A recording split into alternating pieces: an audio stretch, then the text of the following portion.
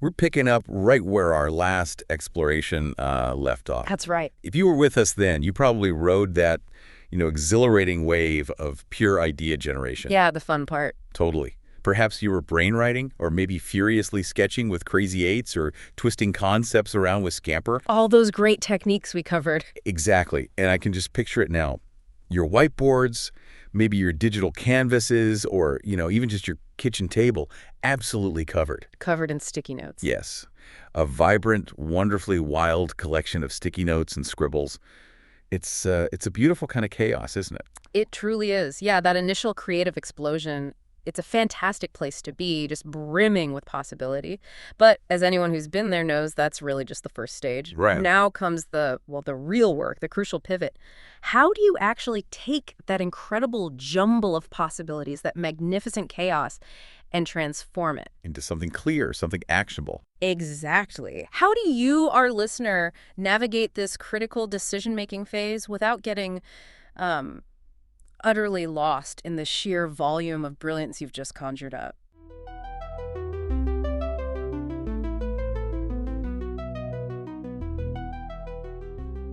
That's precisely the challenge we're tackling today. Yeah. Our mission is to equip you with, proven methods. Practical tools. Practical tools, not just abstract theories, but battle-tested tools to sort through that creative chaos, to identify the most promising paths forward, and crucially, to move your very best ideas into tangible action. Mm-hmm. It's really about translating that initial spark of inspiration into, truly impactful real-world solutions. And letting go of some others. Well, gently, yes. Gently but firmly, letting go of those ideas that might be less practical or, frankly, less impactful in the grand scheme of things. So let's start digging into this. Let's do it. I'm sure many of our listeners can relate to that feeling after a really fantastic brainstorming session. There's that high-energy buzz, the sense of breakthrough, the belief that you've totally cracked the code. That you feel invincible for a moment. Totally. But then comes the next morning, or maybe even just an hour later, and suddenly that wall of sticky notes or that digital canvas just looms large. A reality check. Right. The sheer volume hits you. Yeah. And that initial euphoria can quickly morph into overwhelm. Mm-hmm. You might find yourself caught in a different kind of creative paralysis, what some people call spinning your wheels. Or just endless debates. Or falling into those seemingly endless debates where everyone kind of wants their idea to be the one chosen. Yeah. We're starting here because acknowledging this feeling, it's pretty universal, isn't it? And a vital part of the innovation process. It absolutely is. And understanding this initial bottleneck is just critical. Idea generation, by design, encourages quantity over immediate judgment. Right. Cast a wide net. Exactly. Cast that wide net. And that's its immense strength. However, that very strength can quickly become a significant weakness if you don't manage it effectively. Okay. Without a structured approach to prioritization, teams and even individuals working on their own projects often find themselves stuck. Just stuck. Stuck in a frustrating cycle of endless discussion without actually reaching a decision. And this isn't just about efficiency, it's about avoiding stagnation. Right. It's ensuring that the creative energy you've so carefully harnessed actually leads somewhere productive where it can make a real difference. The overwhelm of abundance is a genuine thing. It really is. And recognizing it is precisely why these next steps are so crucial. And it's not just the sheer volume, is it? You mentioned the overwhelm, but what's often equally, maybe even more insidious is the human element, our psychology. Ah, yes. Where some of those inherent human tendencies that, despite our best intentions, can really derail this prioritization and decision-making process. That's a fantastic question, and it gets right to the heart of why structured processes are so vital. We're all, susceptible to a whole range of cognitive biases. Like what? Well, these biases can unknowingly steer us away from the most strategic choices. Think about confirmation bias, for instance. Yeah. That's where we unconsciously seek out information that confirms what we already believe or want to be true, and we often ignore contradictory evidence. So if an idea fits my view, I'm going to like it more. Exactly. If it aligns with your pre-existing mental models, you're more likely to favor it, even if objectively the criteria might suggest otherwise. Then there's the endowment effect. Endowment effect. Yeah, it makes us value something more simply because we feel we own it. Like my idea? Precisely. In brainstorming, if you generated the idea, you often feel a really strong sense of ownership. Yeah, I can see that. And that makes it much harder to let go even if it's honestly not the best option on the table. I've definitely seen that endowment effect play out. It's the classic pet idea syndrome, isn't it? Exactly. The one I championed, the one I poured my energy into developing. It becomes almost like a part of you. It does. And it can be incredibly difficult to objectively assess its true potential, especially when you're comparing it to someone else's maybe equally brilliant concept. Precisely. And let's not forget things like anchoring bias. Okay, what's that? How often does the first strong opinion stated in a room or the first bold idea presented unconsciously set the benchmark for everyone else's evaluation? Ah, so everything gets judged against that first one. Kinda, yeah. Or social proof, where we're subtly pressured to align our preferences with what we perceive the majority or maybe the most influential person in the room favors. Groupthink. Pretty much. These biases are natural, they're human, but they can lead to decisions based on group dynamics or individual ego rather than genuine merit. Which is why you need a process. This is exactly why structured prioritization isn't just a helpful suggestion. It's an absolutely essential component for maintaining momentum, focus, and critically objectivity. Right. It creates a necessary distance from those individual preferences, allowing the collective intelligence of the group or your own objective criteria if you're working alone to rise to the forefront. It shifts you from what do I like to what makes the most sense strategically and collectively. And it's important to understand up front, like you said, there isn't one single magical right answer when it comes to prioritizing ideas. Definitely not. If there were, everyone would be doing it, and every project would be a guaranteed success. That's just not reality. Oh, that'd be nice. Wouldn't it? Instead, what we'll explore today are these practical, proven methods. These are tools designed to bring clarity and, crucially, to foster a sense of shared ownership in the decision-making. Shared ownership is key. They provide a framework to move beyond just subjective preferences, beyond gut feelings, or, who can argue the loudest. And what's truly powerful about these methodologies is how they establish a common language for evaluation. A common language. I like that. Yeah, they allow everyone to assess ideas against the same criteria, whether that's potential impact or the effort required or maybe alignment with a bigger strategic goal. So it's not about squashing creativity. Not at all. It's about channeling it effectively. By providing that structured framework, these tools enable more objective discussions. They highlight underlying assumptions people might have. Which can be really revealing. Hugely revealing. And ultimately, they lead to more informed and aligned decisions. It transforms what could be a contentious, subjective debate into a collaborative problem-solving exercise. It helps you kill your darlings gracefully, when necessary, because the data and the shared framework point towards a better path. Okay, so why should you, our dedicated listener, care about all this? Yeah. Why bother with these seemingly rigid processes when that initial creative burst felt so free and unconstrained? Good question. Because honestly, without a clear path forward, even the most brilliant, groundbreaking, potentially world-changing ideas can just wither on the vine of indecision. They just sit there. They just sit there unfulfilled, never realizing their potential. This segment, we really hope, underscores the strategic necessity of disciplined choice. It's the critical difference between merely having a fantastic idea and actually bringing it to vibrant life. Well said. Okay, so with that foundational understanding of why prioritization is so crucial, let's dive into our first practical tool for moving beyond that initial overwhelm. All right. We're going to start with something wonderfully simple, remarkably democratic, and incredibly fast. Dot voting. Ah, yes. Dot voting.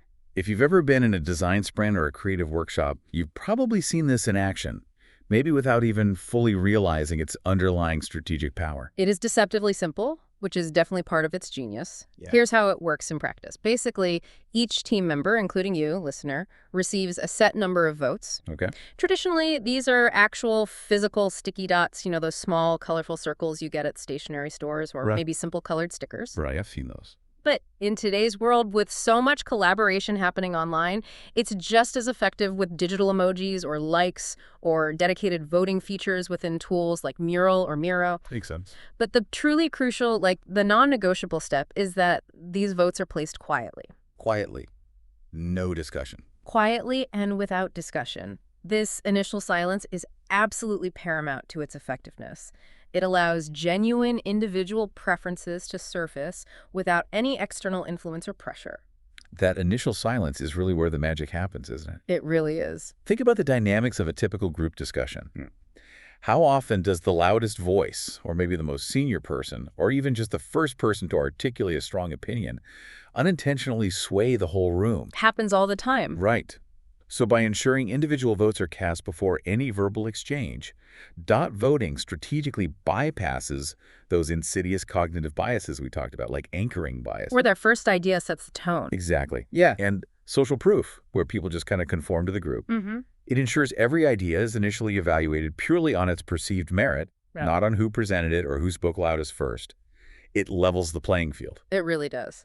encourages diverse thinking, and, critically, it prevents what we call premature consensus, where everyone just agrees because someone powerful or vocal jumped in early. And this leads us straight to why it's so effective, going way beyond just a simple tally. Dot voting quickly surfaces the collective leanings of the group. You see it visually. You get an immediate, intuitive visual snapshot of where the energy, the enthusiasm, and the perceived value truly lie. Think of it like a dynamic heat map of interest across all your ideas. A heat map. Yeah. And this visual data is incredibly powerful, not just for quick decision-making, but also for sparking the right kind of focused discussion afterwards. And it goes beyond just raw data, too. It provides a truly safe and equitable space for all team members to express their opinion without needing to verbally defend it right there on the spot. That's a great point. This is especially valuable for, say, introverted or less vocal contributors who might be hesitant to speak up in a more boisterous brainstorming setting. They get their vote counted equally. Exactly. They get to have their voice heard and their perspective counted without having to shout over anyone else. It's kind of a quiet form of empowerment. And this is where dot voting truly transcends just counting and delves into deeper insights. As you look at the results, distinct patterns almost always emerge. Okay, like what kind of patterns? Well, first, you'll likely see what we affectionately call dot clusters. Dot clusters. These are the ideas that get a significant number of votes, often with dots literally packed tightly around them on the whiteboard or screen. So obvious favorites. Yeah, these clearly indicate strong consensus and likely high potential. They signal where the group's collective intuition and enthusiasm are pointing. These are typically your clear frontrunners, the ideas most aligned with immediate group preference. Okay, that makes sense, the popular ones. But then, almost inevitably, you'll also encounter what we call lone wolves. Lone wolves. Intriguing. These are those interesting ideas that might receive only 1 or 2 dots, perhaps even just from a single person. They often sit slightly apart from the main clusters, looking a bit, well, lonely. Right. At first glance, you might be tempted to just dismiss them immediately, thinking, oh, only one person liked that one. Yeah, easy to overlook. But this is where the true strategic insight of dot voting often lies. We'll discuss why these orphan ideas are absolutely vital not to dismiss outright. Look why. They might represent a truly unique or overlooked perspective, maybe an unmet niche need, or even a disruptive concept that the majority simply hasn't considered or isn't ready for yet. So that one dot could be something really different. Exactly. That single dot could be pointing towards a profoundly disruptive, maybe even category-creating idea, hinting at an innovation others just missed. So don't just ignore the outliers. Definitely don't. The crucial point here is that the raw number of dots should never be the final word. The process doesn't end when the dots are placed. Once the voting is complete, the next strategic step is to review the results thoughtfully. Yes, you identify the top vote getters. Those dot clusters are your immediate shortlist, the low-hanging fruit of consensus. Makes sense. Start there. But then, you deliberately shift into a quick, focused discussion. You explicitly talk about any surprising patterns. Why did this idea get so many votes when I thought it was maybe a long shot, given our criteria? Or the opposite. Or, conversely, why did this seemingly strong idea get so few votes? And most importantly, you dedicate time to discuss those low-voted ideas that might hold hidden potential, those lone wolves. So you actually talk about the lonely ones? You ask, for the person or people who voted for this idea, what did you see here that others might have missed? What unique problem does this solve? Or what unusual insight does it represent? That's a great question. This transforms the simple act of voting into a springboard for deeper conversation, a catalyst for refining understanding, and a safeguard to ensure no genuinely valuable idea gets prematurely discarded. Excellent point. Okay, so now you've used the collective wisdom, the group's input via dot voting, to gracefully narrow down that wild, beautiful mess of ideas into a more manageable, promising shortlist. Progress. That's fantastic progress. But now, how do you take that promising shortlist and make even more strategic, maybe more resource-informed decisions? The next layer. How do you account for crucial factors like the practical effort required versus the potential payoff? This is precisely where the impact effort matrix becomes your next critical tool for strategic decision-making. Ah, the classic matrix. This incredibly powerful visual tool forces a deeper, more disciplined conversation about the inevitable trade-offs involved in pursuing different ideas. It truly excels at helping you balance that innovation ambition with practical realities. To set it up, you typically draw this matrix on a large whiteboard, maybe a flip chart, or a digital collaborative canvas like Mural or Miro. Okay, what does it look like? It's just a straightforward two-axis graph. Yeah. Your x-axis, running horizontally, represents effort. Effort. This axis ranges from easy on the left side to hard on the right side. And when we talk about effort, we're considering all the resources required. Like time and money. Yeah, includes the time commitment from your team, the financial investment needed, the inherent complexity of actually implementing the idea, the specific skills or expertise required. Could even be political effort inside a company. Absolutely. Even potential organizational friction or technical debt incurred. It's basically the total sum of what you have to put in. Got it. The cost side. Exactly. And then running vertically, you have your y-axis, which represents impact. Impact. The benefit. Right. This axis ranges from low impact at the bottom to high impact at the top. Impact refers to the potential benefit, the value, or the significant positive effect an idea could have if it's successfully implemented. And that's not just money, right? Definitely not just financial gain. It could be measured in terms of increased customer satisfaction, improved operational efficiency, enhanced brand equity, maybe a higher net promoter score, or simply how strongly it aligns with achieving a specific strategic business goal. It's about the magnitude of the positive change this idea could bring. Okay, so you have your effort axis and your impact axis. Then what? Once your grid is clearly defined and set up, you collectively, or sometimes maybe individually as a first pass before discussion, start placing each shortlisted idea onto this chart. Placing the sticky notes, maybe. Yeah, moving the sticky notes or digital cards. And this act itself forces immediate critical discussions about an idea's true position. Is this really high impact, or are we just being overly optimistic? Is it genuinely low effort, or are we totally underestimating the complexities involved? So the discussion happens while you're placing them. Exactly. These are the debates that reveal so much about individual perceptions and those unspoken assumptions within the team. And from this visual arrangement, 4 distinct quadrants emerge, and each one implies a very different strategic approach to action. Okay, let's break down those 4 quadrants in detail, because this is where the actionable insights really crystallize, isn't it? You get clear direction. Absolutely. First, in the top left corner, you find your quick wins. The sweet spot. These are the sweet spot. Ideas that are high impact yet low effort. These are the golden opportunities you should prioritize first almost every single time, assuming you have the resources. Why first? Because they build immense momentum. They provide early, tangible successes that energize your team, and they demonstrate immediate value quickly without tying up significant resources for ages. Gets the ball rolling. Exactly. Think of them as immediate boosts that get things moving, create positive feedback loops, and prove the value of your whole innovation process. Makes sense. So top right quadrant. Moving strategically over to the top right, you find the big bets. Big bets. Sounds exciting and scary. Right. These are the ideas positioned as high impact, but they also require high effort. These are your potential game changers, the potentially transformative initiatives that could fundamentally redefine your product, service, or maybe even your entire organization. But they cost a lot. Exactly. By their nature, they demand significant investment of time, resources, capital, and often considerable courage to pursue. So this quadrant raises some tough questions. It really does. Yeah. Are they truly worth the substantial investment compared to other potential paths? Can they maybe be broken down into smaller, more manageable phases? Or minimum viable products, MVPs, to de-risk them a bit? Test the waters first. Right. Allow for that iterative learning.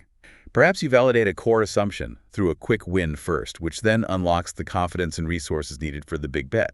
These are the initiatives that require careful, phased planning and often a real long-term commitment. Okay, bottom left. Then down on the bottom left, you have the easy miss. Easy Miz. Haha, I like that name. Yeah. These are ideas that are low impact and also low effort. They're tempting, aren't they? Because they're easy. They're easy to do, quick to implement, but ultimately they don't really move the needle much in terms of significant value or strategic advancement. So maybe avoid them. Well, you have to consider carefully when, if ever, these might be pursued. Perhaps they're suitable only when resources are incredibly abundant and all your higher impact, more critical tasks are comfortably complete. More often than not, though, they become busy work. Activity versus progress. Exactly. Easy to pick up, but rarely delivering significant strategic value. The danger here is confusing activity with progress. Right. And the last quadrant, bottom right. And finally, in the bottom right are the tough sells. Sounds bad. It usually is. These are the ideas that are low impact, yet demand high effort. These are generally the ideas to actively and, frankly, ruthlessly avoid. Just cut them loose. Pretty much. Investing significant effort for minimal return is almost always a strategic misstep. It drains valuable resources that could be much better allocated to your quick wins or your big bets. Makes sense. This matrix powerfully helps you clearly identify and gracefully discard these without too much emotional attachment, because the objective assessment of impact versus effort makes the no decision far easier to justify. It's grounded in collective reasoning, not just someone's opinion. What's truly fascinating here, though, and I think this is the core value of the impact effort matrix, isn't just the neat sorting of your ideas into these 4 boxes. It's the conversation. The real power comes from the very conversations that arise as you collectively plot each idea. The debates about whether something is genuinely high effort or truly low impact. Those discussions often reveal crucial missing information that maybe no one had considered before. Like hidden dependencies. Exactly. Someone might say, oh, I thought that was easy, but I just realized it requires a completely new software integration we don't even have. Or about the impact side. Or, we assumed this would have high customer impact, but hang on, when we dig into our user data, only a tiny segment would actually use this feature. Okay, so it surfaces assumptions. Precisely. These discussions expose hidden assumptions lurking within the team, perhaps about how complex a task really is or how much value a customer would actually derive from an idea.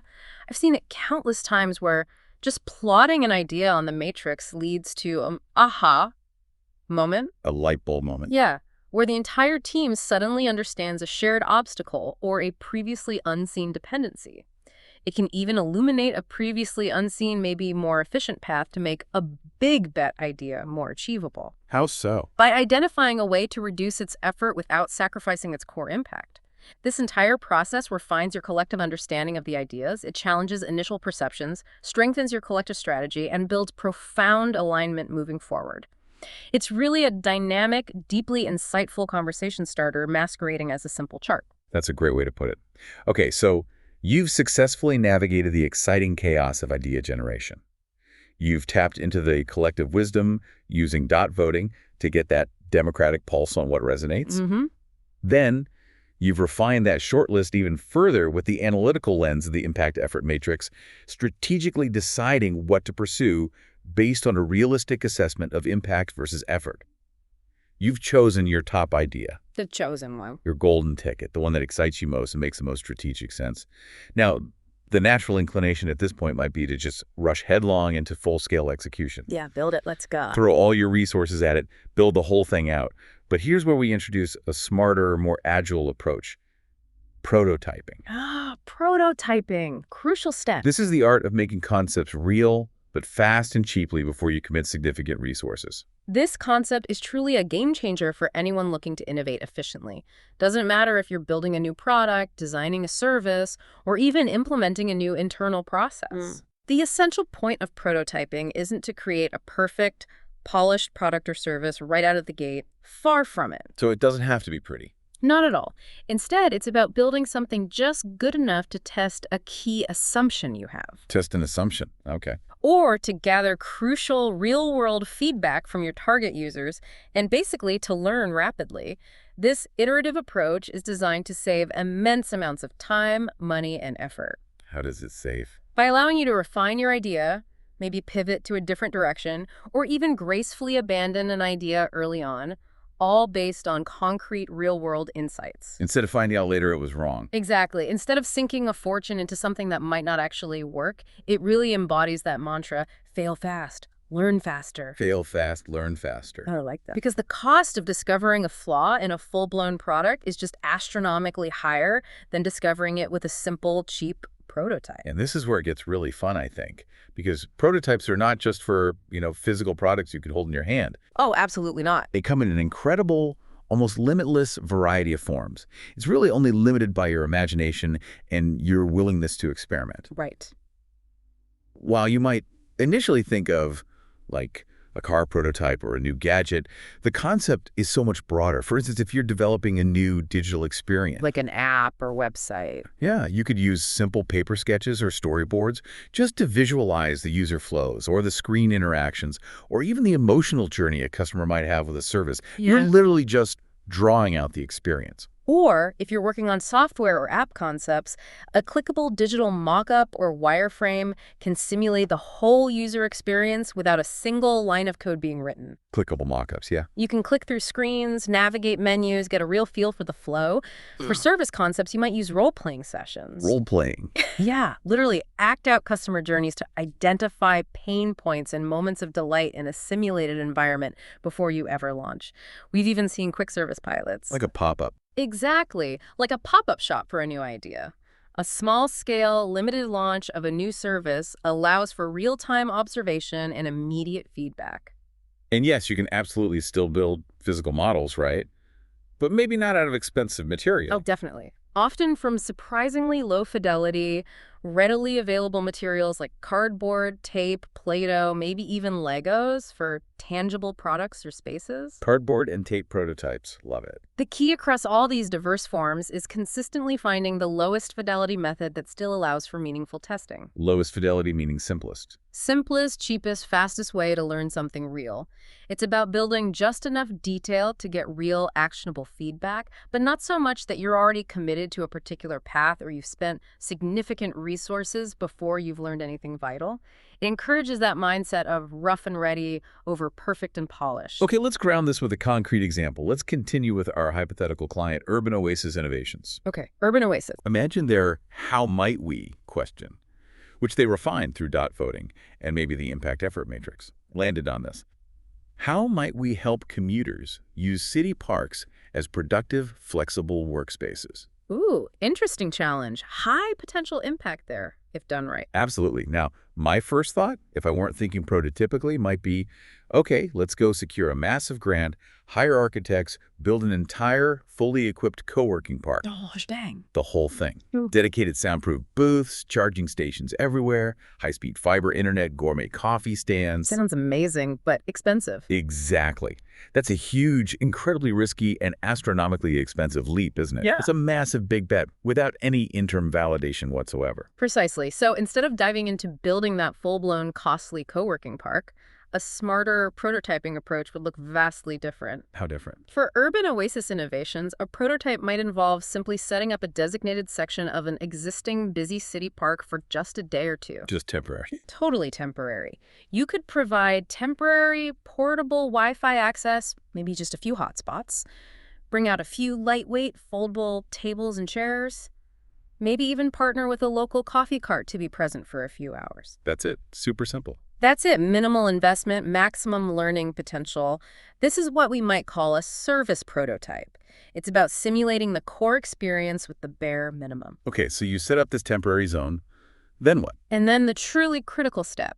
You'd invite real users, commuters, students, anyone who might typically seek a workspace to actually try it out. And you watch them. You don't just ask them if they liked it in theory. The real value comes from closely observing their interactions. What works well in this temporary setup are people actually plugging in and staying for a while. Are they talking to each other? Are they collaborating spontaneously, or do they seem to want solitude? What are the pain points? Is the sun too bright on their screens at certain times of day? Is the ambient noise level distracting for focused work? Are they fighting over the few power outlets? And what isn't being used? And crucially, what isn't used at all? Perhaps those fancy ergonomic chairs you thought were essential aren't popular, but a simple picnic blanket or a comfortable bench is all anyone really wants. Ah, okay. Real behavior. This rapid feedback loop is just invaluable. It allows you to understand what's genuinely effective and what isn't, allowing you to refine the concept with real, unfiltered data. So what might Urban Oasis learn? Through observing commuters, Urban Oasis Innovations might discover that, hey, people only want to work there for an hour or two, mainly for quick tasks, not full-day immersion. Yeah. Or they might learn that reliable shade is far more critical than super high-speed internet, or that the coffee isn't as important as robust, easily accessible power sources. So the initial assumptions might be wrong. Very likely.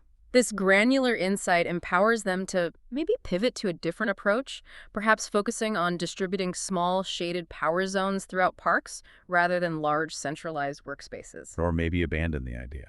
Or they might even completely rethink the entire solution if the core assumption that commuters actually want to work in parks proves weaker than they thought.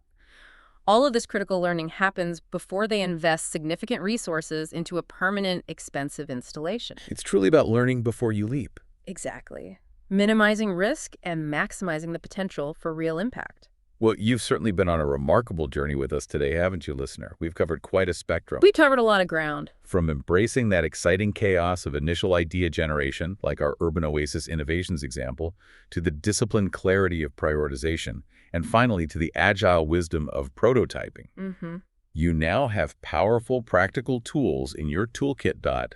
Voting for that democratic, unbiased selection. The impact effort matrix for strategic, resource-informed decision-making. And the transformative art of prototyping to bring those promising concepts to life in a smart, efficient, and importantly, low-risk way. So here's your challenge. Take an idea. Maybe one you've been mulling over from our last session, or perhaps something entirely new that sparked your interest today. Okay, take an idea. Apply one of these prioritization methods, dot voting or an impact effort matrix, to really understand its potential and its practicalities. Be honest with yourself about those tough sells and those easy mez. Don't fool yourself. Exactly. Then pick your single top concept, the one you're most excited about and that scores highest on your strategic matrix, and build the scrappiest, simplest prototype you possibly can. The scrappy prototype. Love it. Test it with real people, ideally not your friends or family, but genuine potential users.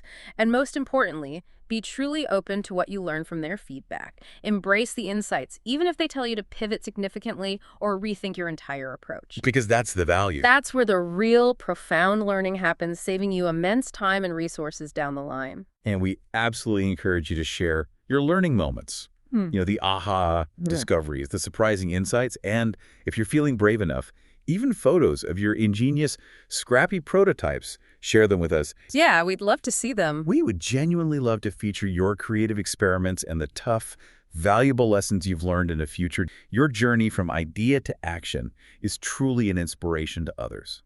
And next time, we'll continue this fascinating journey. We'll show you how to take those refined, validated prototypes and move them into maybe larger-scale pilots. Okay, scaling up.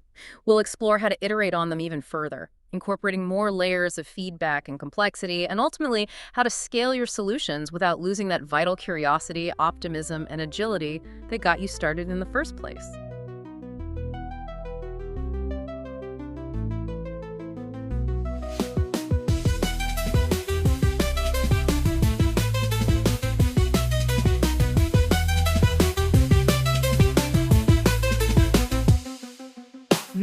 Show, let's go, open up your mind and grow.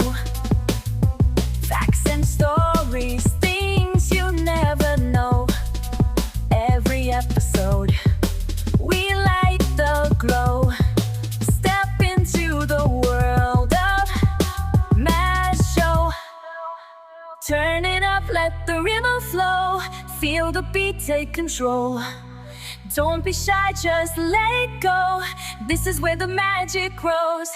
Tune in now, it's the Mad Show. Lights up bright and minds will glow. Every day we learn and grow. Come along and join the flow. New ideas begin to shine. Breaking limits, crossing lines. Every moment feels divine. In the world of Mad Show time. Turn it up, let the rhythm flow. Feel the beat, take control. Don't be shy, just let it go. This is where the magic grows. Tune in now, it's the Mad Show. Lights so bright and minds will glow. Every day we learn and grow. Come along and join the flow.